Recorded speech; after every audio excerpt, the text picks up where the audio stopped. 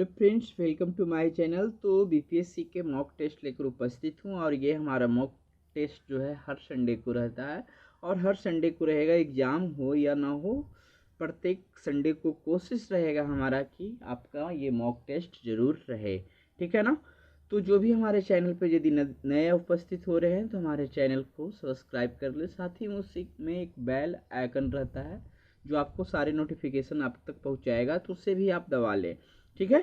तो चलिए शुरू करते हैं। कुछ यहाँ पे थोड़ा सा इंस्ट्रक्शन है, उसको देख लेते हैं, उसके बाद क्वेश्चन पढ़ना शुरू करेंगे और साथ में आंसर भी बताएंगे, ठीक है। और आपको बीच में टाइम भी मिलेगा कि आप अपना गेस कर सकते हैं, कि आपका भी प्रैक्टिस होता रहे।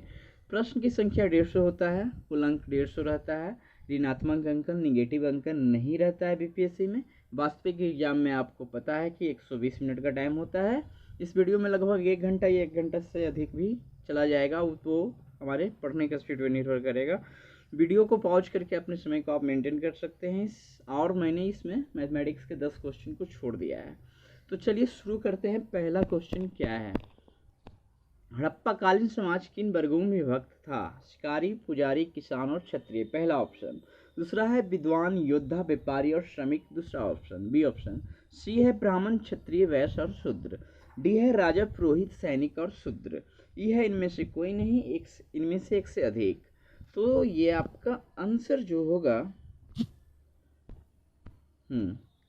आंसर जो होगा आपका ऑप्शन बी होगा। विद्वान, योद्धा, व्यापारी और श्रमिक में हड़प्पाकालीन समाज विभाजित था। ये सेकंड क्वेश्चन देखते हैं। वैशेषिक दर्शन के प्रतिपादक हैं कपिल, अक्षपाद गौतम, उलुक कनाद, पतंजलि, डी ऑप्शन। और पांचवा ऑप्शन नहीं पढ़ते हैं दोस्तों, लंबा है और वेल नोन है, ठीक है ना। तो बताइए कि वैशेषिक दर्शन के प्रतिपादक हैं, तो ये है आपका ऑप्शन सी, उलुक कनाद। आइए देखते हैं तीसरा नंबर क्वेश्चन क्या कह रहा है। हर्यक वंश के किस शासक को कुली कहा जाता था? बिंबिसार, उदयन, अजातशत्रु, वृहद्रथ, इनमें से कोई नहीं, इनमें से एक से अधिक। तो हर्यक वंश के किस शासक को कुनिक कहा जाता था? तो ये ऑप्शन थर्ड का है, ऑप्शन सी, अजातशत्रु। आइए देखते हैं फोर्थ नंबर क्या है। गौतम बुद्ध द्वारा भिक्षुणी संघ की स्थापना कहाँ की गई थी? सारनाथ में, वैशाली में, कपिलवस्तु में, गया में, इनमें से कोई नहीं, इनमें से एक से अधिक। गौतम बुद्ध द्वारा भिक्षुणी संघ की स्थापना कहाँ की गई थी? तो ये ऑप्शन है, ऑप्शन डी, गया में। आइए देखते हैं नेक्स्ट क्वेश्चन क्या है। पांचवा नंबर, निम्नलिखित में से किसकी तुलना मैकियावेली के प्रिंस से की जाती है? कालिदास का माल, विकाग्निमित्र, बी ऑप्शन में कौटिल्य का अर्थशास्त्र, सी में वात्स्यायन का कामसूत्र और डी में है त्रिबलरुर का तिरुक्कुरल। इनमें से कोई नहीं, इनमें से एक से अधिक। तो ये आपका पांचवा नंबर का आंसर होगा। क्या? मैकियावेली के प्रिंस से की जाती है कौटिल्य के अर्थशास्त्र का। आइए देखते हैं छठा नंबर क्वेश्चन क्या है। सातवाहन और आंध्र सातवाहन वंश का संस्थापक कौन था? सिमुक सातकर्णी और सी में है गौतमी पुत्र सातकर्णी, वशिष्ठी पुत्र श्री पुलवामी। तो ये आपका छठा नंबर का आंसर होगा। सातवाहन या आंध्र सातवाहन वंश का संस्थापक सिमुक था। आइए देखते हैं। संगम युग में इरोइर किसके लिए विख्यात था? मसालों के व्यापार का महत्वपूर्ण केंद्र, कपास के व्यापार का महत्वपूर्ण केंद्र, विदेशी व्यापार का महत्वपूर्ण व्यापारिक केंद्र, आंतरिक व्यापार का महत्वपूर्ण व्यापारिक केंद्र। ये इनमें से कोई नहीं, इनमें से एक से अधिक। तो संगम युग में उरेयूर किसके लिए विख्यात था? तो ये ऑप्शन बी होगा, कपास के व्यापार का महत्वपूर्ण केंद्र था। आइए देखते हैं आठवां नंबर क्वेश्चन क्या कह रहा है। अजंता कलाकृतियां किससे संबंधित है? हड़प्पा काल से, मौर्य काल से, बुद्ध काल से, संगम काल से, इनमें से कोई नहीं, इनमें से एक से अधिक। तो अजंता कलाकृतियां किससे संबंधित है? तो ये आपका इसमें से कोई नहीं दोस्तों, ऑप्शन ये होगा, इनमें से कोई नहीं। ये संबंधित आपका है गुप्त काल से, ठीक है। अजंता कलाकृतियां किससे संबंधित है? तो गुप्त काल से। और ऐसे ही जो है मेन क्वेश्चन जो आता है जिसमें आपको कंफ्यूजिंग होता है। आइए देखते हैं 9वां नंबर क्वेश्चन। किस व्यक्ति को द्वितीय शो कहा जाता है? समुद्रगुप्त, चंद्रगुप्त मौर्य, स्कंदगुप्त, स्वर्धन, इनमें से कोई नहीं, इनमें से एक से अधिक। अब बताना है आपको कि द्वितीय अशोक किसे कहा जाता है। तो ये आपका आंसर होगा ऑप्शन डी, हर्षवर्धन को द्वितीय अशोक के नाम से जाना जाता है। आइए देखते हैं 10वां नंबर क्वेश्चन। किस ग्रंथ के उल्लेख के आधार पर यह माना जाता है कि मलेच्छों के अत्याचार से त्रस्त होकर महर्षि वशिष्ठ ने अत्याचारियों के विनाश हेतु आबू पर्वत पर एक यज्ञ किया एवं यज्ञ के अग्निकुंड से 4 राजपूत कुलों परमार, चालुक्य, यवसी, सोलंकी, प्रतिहार एवं चौहान का जन्म हुआ। तो ये बताना है आपको क्वेश्चन नंबर 10वां। तो ये किस पुस्तक में वर्णन है, किस ग्रंथ में? तो ये पृथ्वीराज रासो में ऐसा बताया गया है। आइए देखते हैं 11वां नंबर क्वेश्चन क्या है। आइए 11वां नंबर क्वेश्चन देखते हैं। बादामी में दुर्ग का निर्माण करवाने और बादामी को राजधानी बनाने का श्रेय किस चालुक्य शासक को है? पुलकेशिन वन, पुलकेशिन द्वितीय, विक्रमादित्य वन, विक्रमादित्य द्वितीय, इनमें से कोई नहीं, इनमें से एक से अधिक। तो बादामी में दुर्ग का निर्माण करवाने और बादामी को राजधानी बनाने का श्रेय किस चालुक्य शासक को है? तो ये आपका है पुलकेशिन फर्स्ट को। ठीक है, मैंने चलिए इसमें यदि कोई क्वेश्चन का आंसर गलत होता है तो उसको आप कमेंट में बता सकते हैं, सुधार आ जाएगा। ऐसे मैंने प्रिकॉशन रखा है कि क्वेश्चन का ऑप्शन गलती ना हो। आइए देखते हैं नेक्स्ट 12 नंबर। दिल्ली सल्तनत की दरबारी भाषा थी उर्दू, फारसी, हिंदी, अरबी, इनमें से कोई नहीं, इनमें से एक से अधिक। दिल्ली सल्तनत की दरबारी भाषा क्या थी? दिल्ली सल्तनत, मुगल सल्तनत, ये सब की दरबारी भाषा पूछे जाते हैं तो ये फारसी। ठीक है, दिल्ली सल्तनत की दरबारी भाषा ऑप्शन बी फारसी। आइए देखते हैं 30 नंबर क्वेश्चन क्या कह रहा है। फारस के सुल्तान मिर्जा शाहरुख के राजदूत अब्दुल रज्जाक 1443-44 ने किस विजयनगर सम्राट के शासनकाल में विजयनगर की यात्रा की? देवराय फर्स्ट, देवराय द्वितीय, कृष्णदेव राय, सदाशिव राय। तो यहाँ अब्दुल रज्जाक जो है फारस के सुल्तान, ठीक है, किस वक्त यात्रा किया था विजयनगर के किस शासक के समय में?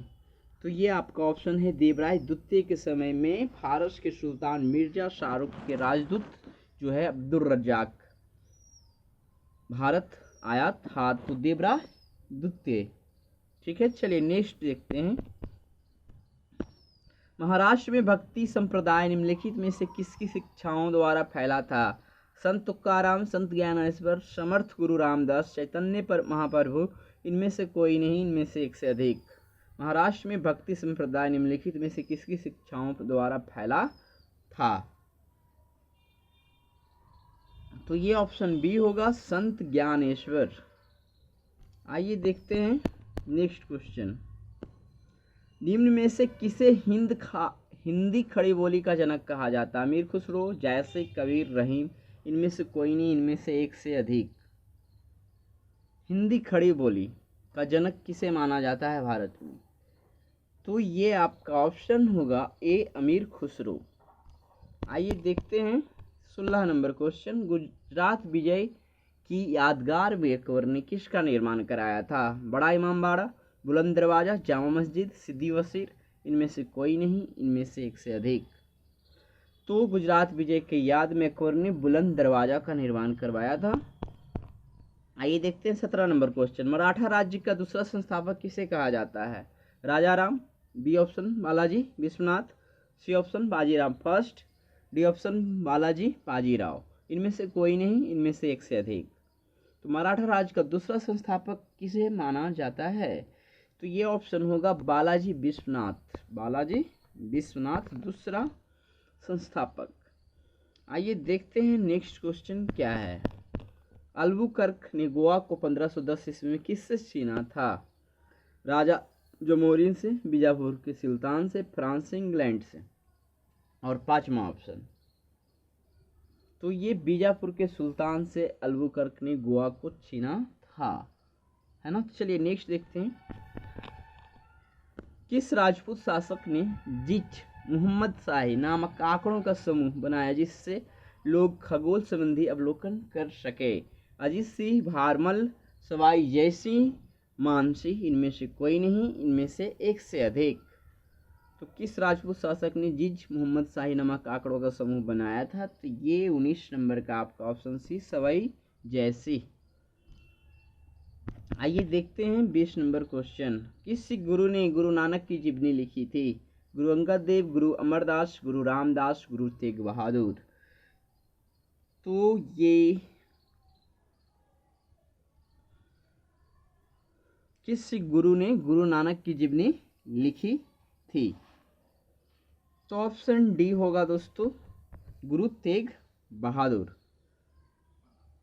ने लिखा था गुरु नानक की जीवनी को। चलिए नेक्स्ट देखते हैं। अंग्रेजों द्वारा बनाई गई हो राजस्व व्यवस्था की निम्न प्रणालियों में से कौन सी कृषकों के हितों को अधिक सुरक्षा प्रदान करती थी? तो ये थोड़ा सा ऑप्शन लंबा है। पहला है बंगाल प्रांत की स्थायी भू व्यवस्था, मद्रास प्रांत की रैयतवारी व्यवस्था, मध्यवर्ती प्रांत की जमींदारी व्यवस्था। सी ऑप्शन डी में है संयुक्त प्रांत की माल गुजारी भू व्यवस्था। ठीक है, सब में भू व्यवस्था है।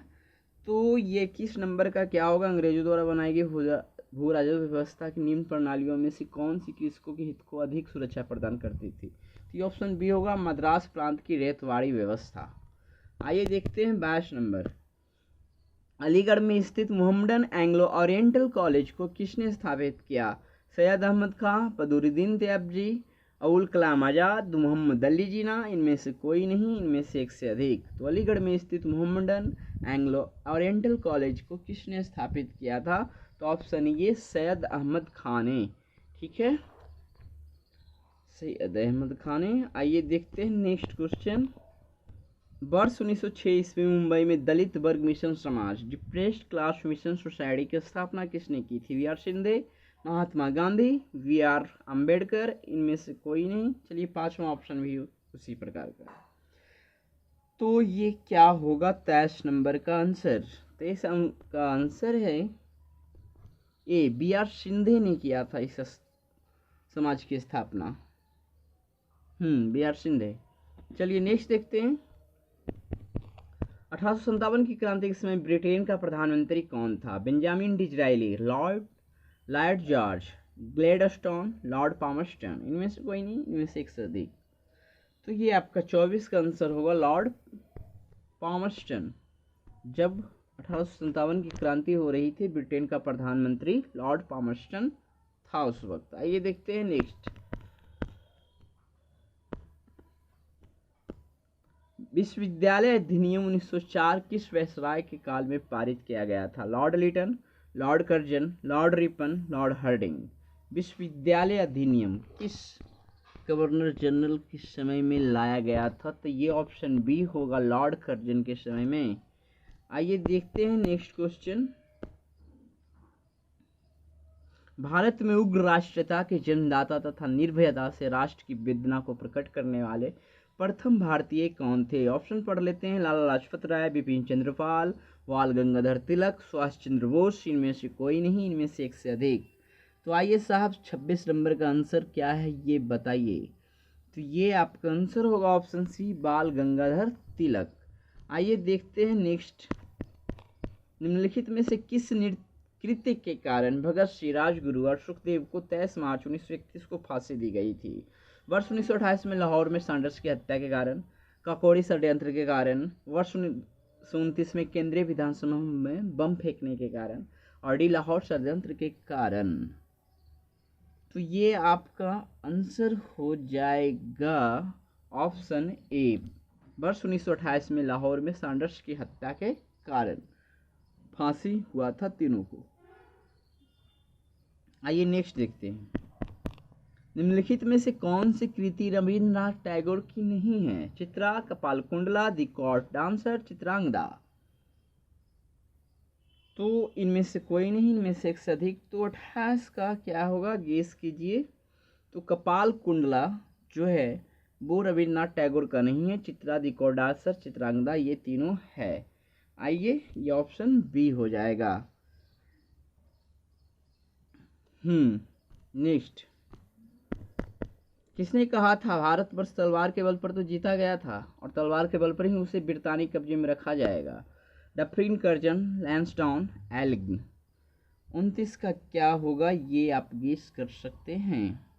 तो 29 का होगा आपका एलिग्न ने ऐसा कहा था। भारतवर्ष तलवार के बल पर तो जीता गया था और तलवार के बल पर ही उसे ब्रिटानी कब्जे में रखा जाएगा। आइए नेक्स्ट देखते हैं। अखिल भारतीय किसान सभा सर्वप्रथम कहाँ आयोजित की गई? कलकत्ता, मद्रास, लखनऊ, पटना। और पांचवा ऑप्शन, तो ये आपका होगा ऑप्शन सी, लखनऊ।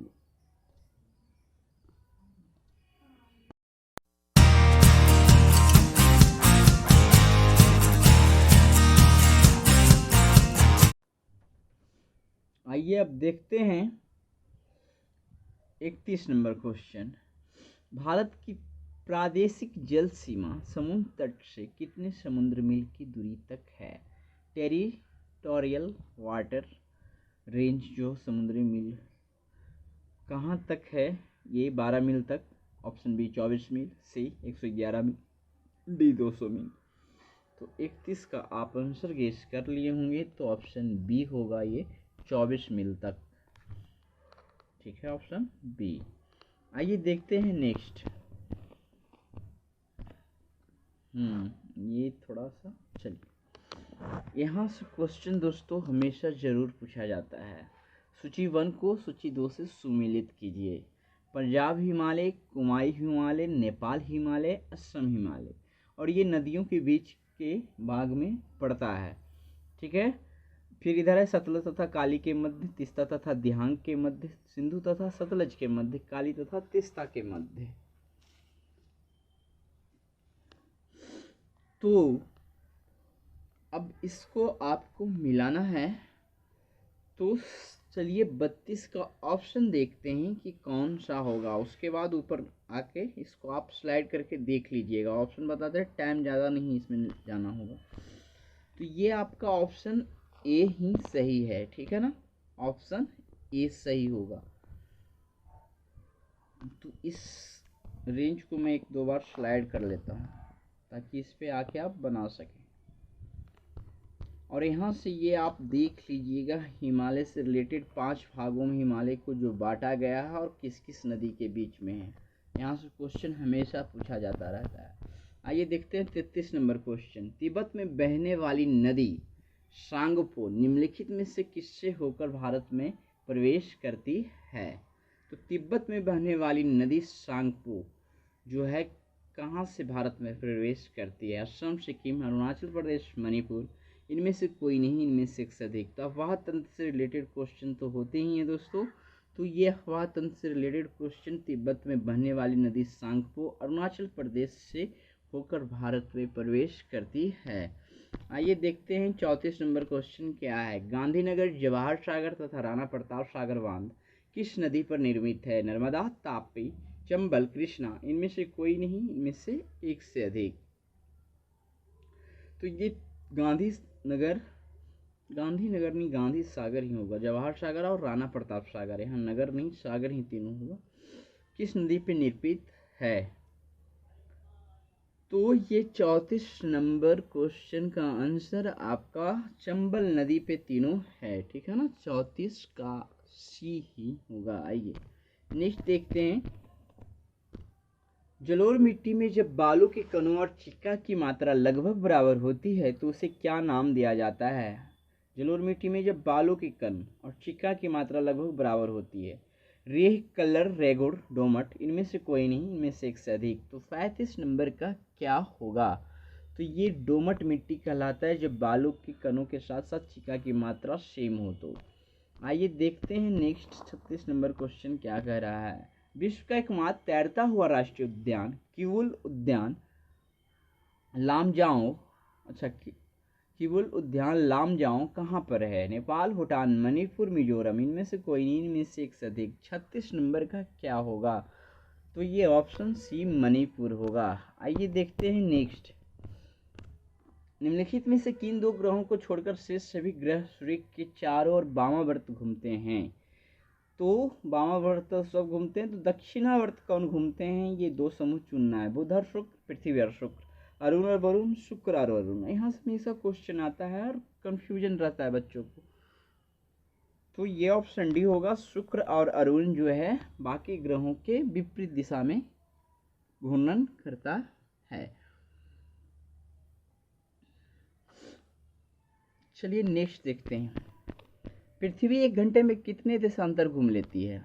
12 डिग्री, 15 डिग्री, 18 डिग्री और 20 डिग्री। कितने देशांतर? इनमें से कोई नहीं, इनमें से एक से अधिक। चलिए इसको डिस्क्रिप्शन नहीं देंगे, सिर्फ आंसर बताएंगे। आइए देखते हैं, तो ये होगा आपका 15 डिग्री। नेक्स्ट देखते हैं, नर्मदा और तापी किस प्रकार के डेल्टा का निर्माण करती है? चापाकर डेल्टा, पक्षीपाद, ज्वार नदमुखी, परित्यक्त। इनमें से कोई नहीं, इनमें से एक से अधिक। तो नर्मदा और तापी किस प्रकार के डेल्टा का निर्माण करती है? तो ऑप्शन सी होगा, ज्वार नदमुखी। आइए देखते हैं 40 नंबर क्वेश्चन क्या कह रहा है। वैश्विक वन क्षेत्र का कितना प्रतिशत वन भारत में है? 20, 12, 9, 2। इनमें से कोई नहीं, इनमें से एक से अधिक। तो ये आपका करंट एक तरह से होगा वैश्विक वन क्षेत्र का। वैश्विक वन क्षेत्र का ध्यान देना है, ठीक है ना। तो ये 2% वैश्विक वन क्षेत्र का भारत में वन है। आइए देखते हैं नेक्स्ट क्वेश्चन। वायु गुणवत्ता रिपोर्ट 2020 के अनुसार सबसे कम प्रदूषित देश कौन सा है? अमेरिका, चीन, प्यूर्टो रिको, स्विट्जरलैंड। इनमें से कोई नहीं, इनमें से एक से अधिक। तो आपका वायु गुणवत्ता रिपोर्ट 2020 के अनुसार सबसे कम प्रदूषित देश कौन सा है? तो यही आपका ऑप्शन सी है, प्यूर्टो रिको। आइए देखते हैं नेक्स्ट 42 नंबर। भारत का पहला वेटलैंड संरक्षण और प्रबंधन केंद्र किस शहर में स्थापित किया गया है? वेटलैंड संरक्षण और प्रबंधन केंद्र चेन्नई, विजयवाड़ा, भागलपुर, हैदराबाद। इनमें से कोई नहीं, इनमें से एक से अधिक। तो बताइए ये क्या होगा? भारत का पहला वेटलैंड संरक्षण और प्रबंधन केंद्र। तो ये दोस्तों हमारे आंसर में ऑप्शन चेन्नई। आइए देखते हैं नेक्स्ट क्वेश्चन। भारत के गवर्नर जनरल को किस एक्ट के द्वारा अपनी समिति के निर्णयों को अस्वीकार करने का अधिकार मिला? अपनी समिति के निर्णयों को अस्वीकार कर सकता है। हाँ, 1773 का है रेगुलेटिंग एक्ट, 1784 का पिट्स इंडिया एक्ट, 1786 का एमेंडमेंट एक्ट, 1813 का चार्टर एक्ट और 5वां ऑप्शन। तो 43 नंबर का आंसर क्या होगा? तो 43 नंबर का आंसर जहाँ तक दिख रहा है दोस्तों, ये 1786 के अमेंडमेंट एक्ट में ऐसा प्रावधान किया गया था। आइए देखते हैं 44 नंबर क्वेश्चन। 1924 ईस्वी में किसके द्वारा ब्रिटिश सरकार से यह मांग की गई कि भारतीय संविधान के निर्माण के लिए संविधान सभा का गठन किया जाए? एम.एन. रॉय, महात्मा गांधी, मोतीलाल नेहरू, गोपाल कृष्ण गोखले। इनमें से कोई नहीं, इनमें से एक से अधिक। 44 का आंसर होगा आपका ऑप्शन सी, मोतीलाल नेहरू। ठीक है, 1924 ईस्वी में किसके द्वारा ब्रिटिश सरकार से यह मांग की गई कि भारतीय संविधान के निर्माण के लिए संविधान सभा का गठन किया जाए। आइए देखते हैं 45 नंबर क्वेश्चन क्या कह रहा है। भारतीय संविधान में समवर्ती सूची की अवधारणा ली है कनाडा, जर्मनी, यूएसए, ब्रिटेन। इनमें से कोई नहीं, इनमें से एक से अधिक। तो भारतीय संविधान में समवर्ती सूची की जो अवधारणा है वो किस देश के संविधान से लिया गया है? तो समवर्ती सूची की अवधारणा ऑप्शन ई, इनमें से कोई नहीं, इनमें से एक से अधिक होगा। कनाडा, जर्मनी, यूएसए, ब्रिटेन चारों में से कहीं नहीं, ऑस्ट्रेलिया से लिया गया है। चलिए नेक्स्ट देखते हैं। भारतीय संविधान के किस अनुच्छेद के अंतर्गत नियंत्रक एवं महालेखा परीक्षक की नियुक्ति की जाती है? 146, 147, 148 और 149। ये चारों अनुच्छेद में से किसके द्वारा? तो ऑप्शन सी हो जाएगा 148। आइए 47वां देखते हैं। किस अनुच्छेद के तहत संसद को नागरिकता के संबंध में कानून बनाने का अधिकार प्रदान किया गया है? अनुच्छेद 5, 9, 10, 11।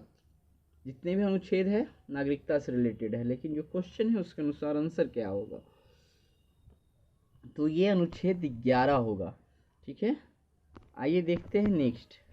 संविधान संशोधन प्रस्ताव के संबंध में दोनों सदनों में मतभेद होने की स्थिति में लोकसभा के इच्छानुसार पारित होता है, राज्यसभा की इच्छानुसार पारित होता है, संयुक्त अधिवेशन में फैसला होगा, प्रस्ताव गिर जाएगा। इनमें से कोई नहीं, इनमें से एक से अधिक।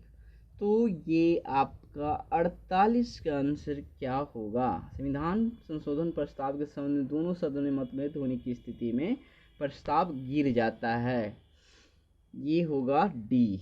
आइए देखते हैं 49 नंबर क्वेश्चन क्या कह रहा है। संविधान के किस भाग में ग्राम पंचायतों की स्थापना की बात कही गई है? भाग 3, भाग 4, भाग 5, भाग 6।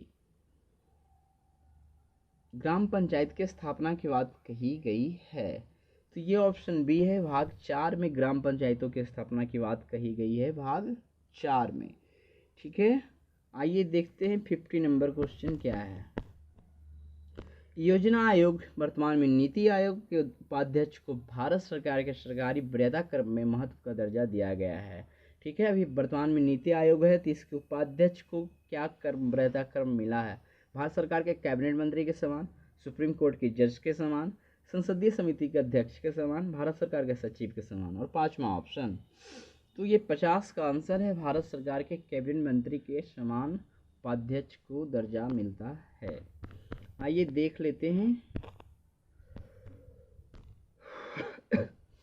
दबाव समूह राजनीतिक दलों से किस अर्थ में भिन्न होता है? वे सुसंगठित होते हैं, वे संख्या में अधिक होते हैं, वे सत्ता प्राप्ति का प्रयत्न नहीं करते हैं, वे जनता से कटे रहते हैं। इनमें से कोई नहीं, इनमें से एक से अधिक। दबाव समूह राजनीतिक दलों से किस अर्थ में भिन्न होता है? तो 51 का आंसर ऑप्शन सी होगा, वे सत्ता प्राप्ति का प्रयत्न नहीं करते हैं। आइए देखते हैं 52 नंबर क्वेश्चन। राज्य सरकार का कार्यकारी अध्यक्ष कौन है? मुख्यमंत्री, राज्यपाल, मुख्यमंत्री का सचिव, मुख्य सचिव। इनमें से कोई नहीं, इनमें से एक से अधिक। तो 52 नंबर क्या होगा? राज्यपाल कार्यकारी का अध्यक्ष होता है, संवैधानिक अध्यक्ष।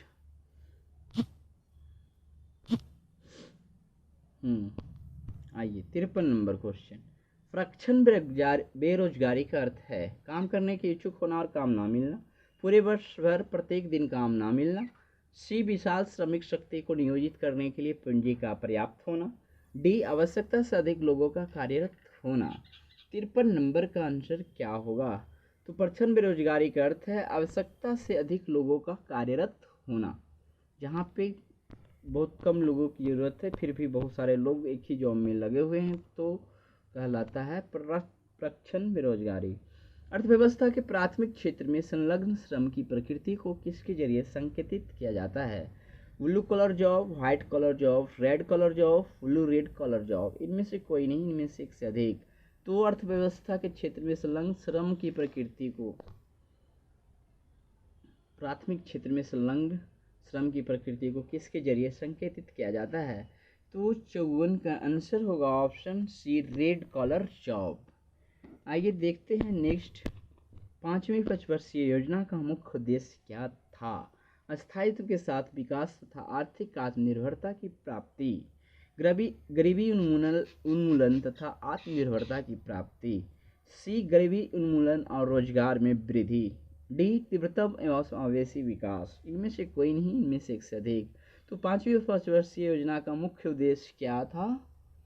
तो ये था ऑप्शन बी, गरीबी उन्मूलन तथा आत्मनिर्भरता की प्राप्ति। ये 5वीं पंचवर्षीय योजना में था।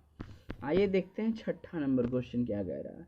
लॉरेंज वक्र जितनी ही पूर्ण समता रेखा के पास होगी, आय की विषमता उतनी ही अधिक कम, पहले बढ़ेगा फिर घटेगा, डी पहले घटेगा फिर बढ़ेगा। तो ये ऑप्शन बी होगा, कमेगा। आइए देखते हैं नेक्स्ट 57 नंबर क्वेश्चन। निम्नलिखित में कौन सा कार्यक्रम स्वास्थ्य एवं परिवार कल्याण मंत्रालय द्वारा चलाया गया है? Mission Indradhanush, project 0.2 for India, या फिर प्रोजेक्ट 2 फॉर इंडिया, जेंडर संवाद कार्यक्रम, आहार क्रांति मिशन। 57 का क्या आंसर होगा? तो 57 का आंसर जहाँ तक ये है, ये दिख रहा है आपका,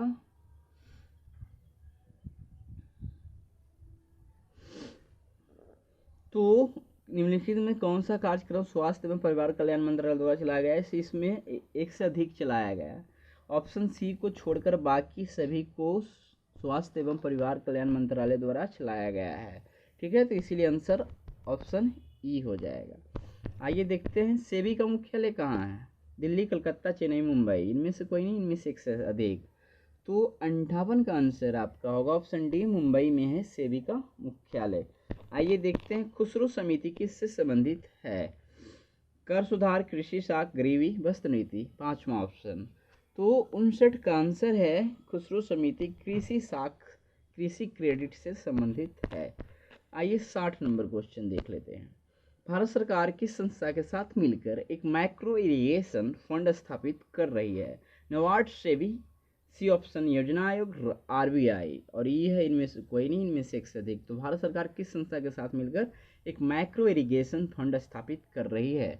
तो साहब 60 नंबर का आंसर होगा नबार्ड के साथ मिलकर ऐसा किया जा रहा है।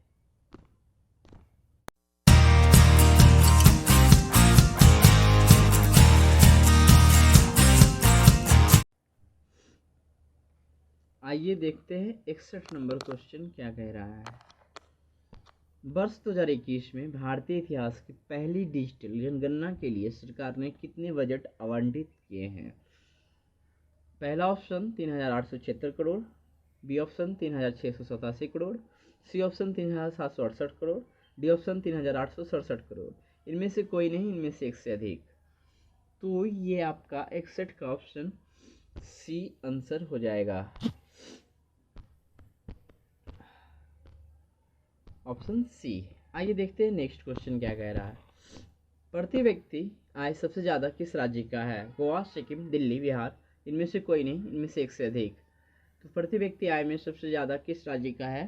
तो ये आप जानते होंगे, ऑप्शन ए गोवा का। आइए देखते हैं 63 नंबर क्वेश्चन। यंग प्रत्यास्था गुणांक का SI मात्रक है? डाइन प्रति सेंटीमीटर,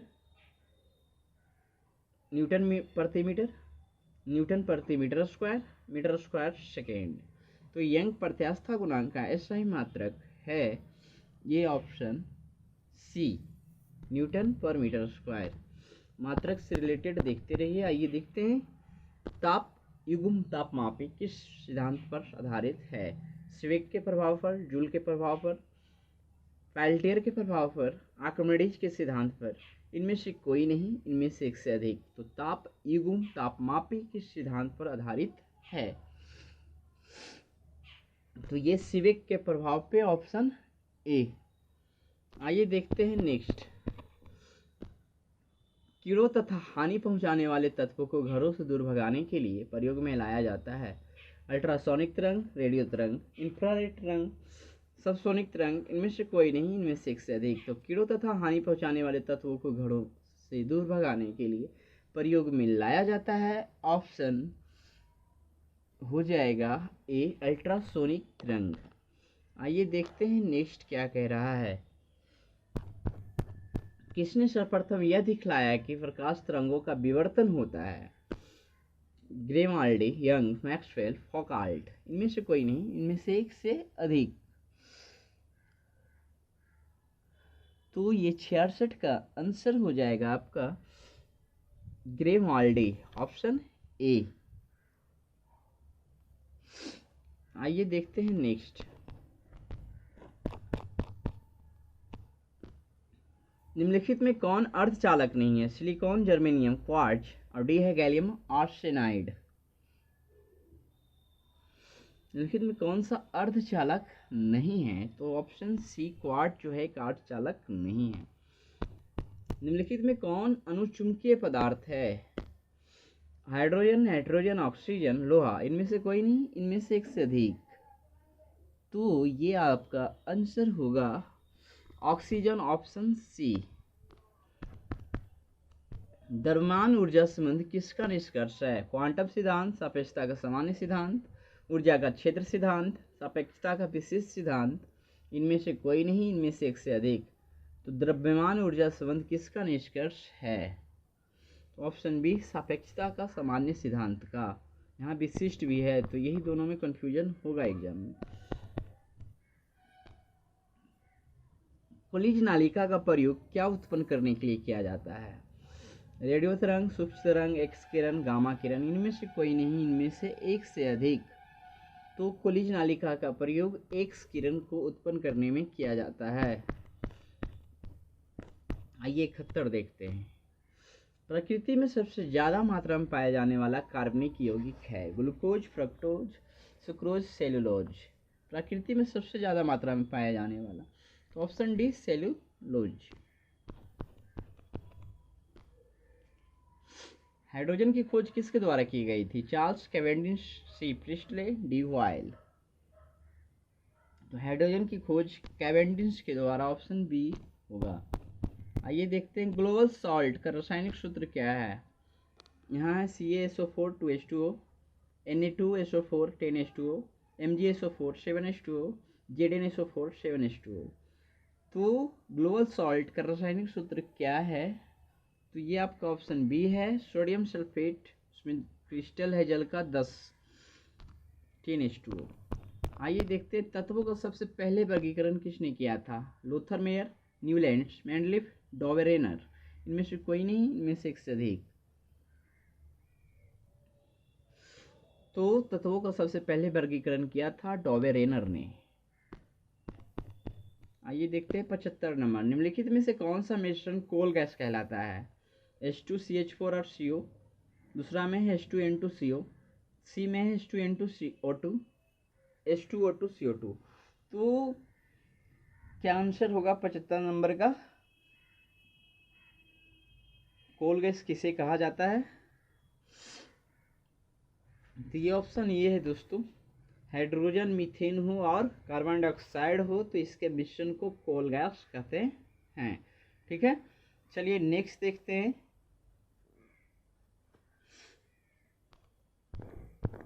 उत्प्रेरक विष किस प्रकार कार्य करता है? उत्प्रेरक से रासायनिक संयोग करके, उत्प्रेरक सतह पर मुक्त संयोजकताओं से संयोग करके, किसी भी कारक से संयोग करके, उत्प्रेरक का स्कंदन करके। उत्प्रेरक विष किस प्रकार कार्य करता है? तो यहाँ उत्प्रेरक विष जो है किस प्रकार कार्य करता है? क्षेत्र का है। उत्प्रेरक सतह पर मुक्त संयोजकताओं से संयोग करके, ऑप्शन बी। चलिए नेक्स्ट देखते हैं।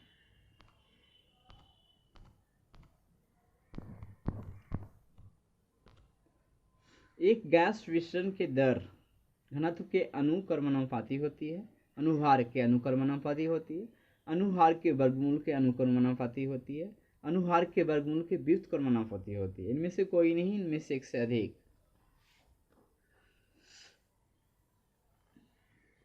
तो एक गैस विसरण के दर अनुभार के वर्गमूल के व्युत्क्रमानुपाती होती है, ऑप्शन डी सही होगा।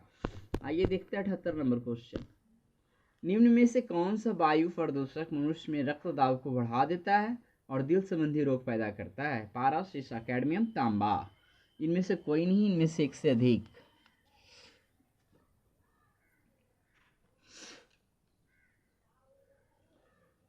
तो निम्न में कौन सा वायु प्रदूषक मनुष्य में रक्तदाब को बढ़ा देता है? तो ये होगा कैडमियम, ऑप्शन सी।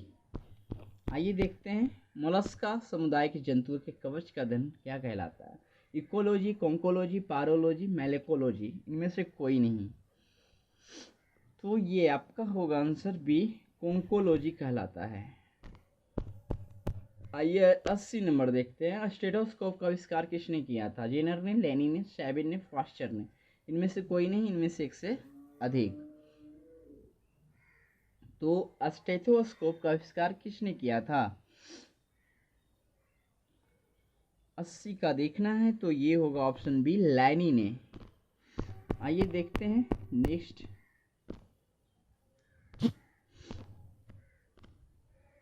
किस प्रकार के ऊतक शरीर के सुरक्षा कवच की तरह काम करते हैं? पहला एपिथेलियमी ऊतक, बी पेशी ऊतक, सी संयोजी ऊतक और तीन तंत्रिकीय ऊतक। तो किस प्रकार के ऊतक शरीर की सुरक्षा कवच की तरह काम करते हैं? ऑप्शन पहला ही है, एपिथेलियमी ऊतक। आइए देखते हैं 82 नंबर क्वेश्चन क्या कह रहा है। लाल हरी वर्णांधता होने का कारण है? अधिक मदिरापान, एक्स गुणसूत्रों की वंशागति, वाई गुणसूत्रों की वंशागति, विटामिन ई की कमी। इनमें से कोई नहीं, इनमें से एक से अधिक। तो जहाँ तक पता है कि एक्स गुणसूत्रों की वंशागति लाल हरी वर्णांधता होने का कारण है। इसका जो ढोने वाला है, कैरियर है, वो महिला होती है लेकिन दिखता है पुरुषों में। तो एक्स गुणसूत्रों की वंशागति। आइए देखते हैं निम्न में से कौन मानव की पैर की हड्डी नहीं है? Tibia, humerus, femur, fibula. पैर की हड्डी नहीं है। 83 नंबर का आंसर क्या होगा? तो ह्यूमरस जो है पैर की हड्डी नहीं है, टिबिया, फीमर, फिबुला है। चलिए नेक्स्ट देखते हैं। निम्नलिखित में से कौन सा विटामिन ए का प्रचुरतम स्रोत है? निम्नलिखित में कौन सा विटामिन ए का प्रचुरतम स्रोत है? सेव, पपीता, अमरूद, आम। इनमें से कोई नहीं, इनमें से एक से अधिक। तो 84 नंबर का आंसर आपका है, आम में सबसे ज़्यादा विटामिन ए पाया जाता है। ठीक है, ये गलत तो नहीं है? अच्छा ठीक है, इसको देख के हम बताएंगे। इसे हम क्वेश्चन सेट आम का ही है यहाँ पे कि निम्नलिखित में कौन सा विटामिन ए का प्रचुरतम स्रोत है, तो आम। आइए देखते हैं 85 नंबर। पारिस्थितिकी शब्द को सर्वप्रथम प्रतिपादित करने का श्रेय किसको जाता है? ब्राउन को, अरस्तु को, खुराना को, रीटर को। इनमें से कोई नहीं, इनमें से एक से अधिक। तो पारिस्थितिकी शब्द को सर्वप्रथम प्रतिपादित किया था डी रीटर ने। आइए देखते हैं निम्नलिखित में कौन सबसे बड़ा कोशिकांग है? गुणसूत्र, माइटोकॉन्ड्रिया, प्लास्टिड, गोल्गी कॉय। कौन सबसे बड़ा कोशिका का अंग है? तो ये है प्लास्टिड, ऑप्शन सी।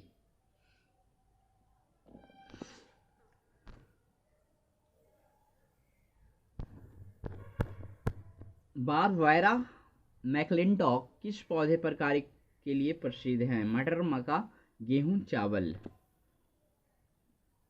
तो बारबेरा मैक्लिंटॉक किस पौधे पर कार्य के लिए प्रसिद्ध है? तो मक्के के पौधे पे, ऑप्शन बी। आइए देखते हैं नेक्स्ट।